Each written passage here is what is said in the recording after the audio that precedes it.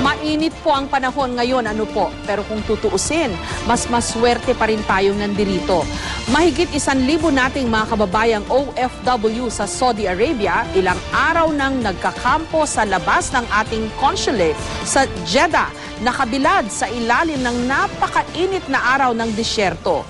Sa July 4 po kasi, aarestuhin na ng Saudi government ang mga katulad nilang undocumented worker o yung mga nagtatrabaho at naninirahan doon ng walang kaukulang papeles.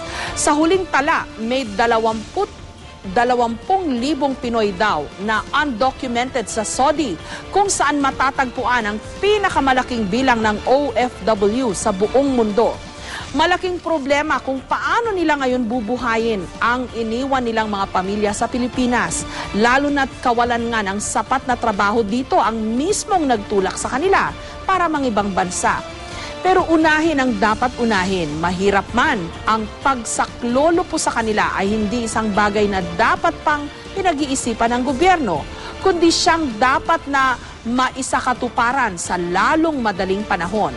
Malaking bahagi ng tinatamasang kasaganaan ng ating bansa ngayon dahil sa dugot pawis ng mga kung tawagin natin, mga bagong bayani.